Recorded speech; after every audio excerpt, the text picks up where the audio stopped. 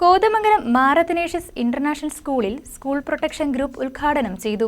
ലഹരി വിരുദ്ധ ബോധവൽക്കരണ ക്ലാസും സ്കൂളിൽ സംഘടിപ്പിച്ചു.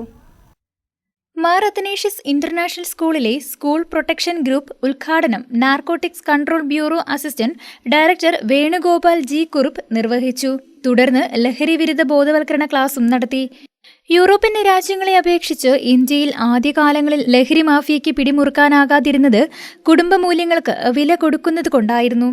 എന്നാൽ കുടുംബങ്ങൾ ശിഥിലമായിക്കൊണ്ടിരിക്കുന്ന സാഹചര്യത്തിൽ ലഹരിക്ക് ആവശ്യക്കാർ കൂടുതലായതിനാൽ ഉൽപാദനവും ഏറിയിരിക്കുകയാണെന്നും ലഹരിയുമായി ബന്ധപ്പെട്ട വാർത്തകൾ നിത്യജീവിതത്തിൽ സാധാരണ സംഭവമായി മാറിയിരിക്കുകയാണെന്നും അദ്ദേഹം പറഞ്ഞു. ഇന്ത്യയിലെ 75% യുവാക്കളും ലഹരിക്ക് അടിമകളാണെന്ന ഞെട്ടിക്കുന്ന യാഥാർത്ഥ്യം അദ്ദേഹം കുട്ടികളുമായി പങ്കുവച്ചു. നമ്മുടെ ബലഹീനതകളെ ആയുധമാക്കിയാണ് ലഹരി സംഘങ്ങൾ വല വീശുന്നതെന്നും സൗഹൃദങ്ങൾ അബദ്ധമാർഗങ്ങളിലേക്ക് മാറുന്നുവെന്ന് മനസ്സിലായാൽ ഉടനെ തന്നെ ഒഴിവാക്കേണ്ടതിന്റെ ആവശ്യകതയെക്കുറിച്ചും അദ്ദേഹം കുട്ടികൾക്ക് മനസ്സിലാക്കി കൊടുത്തു.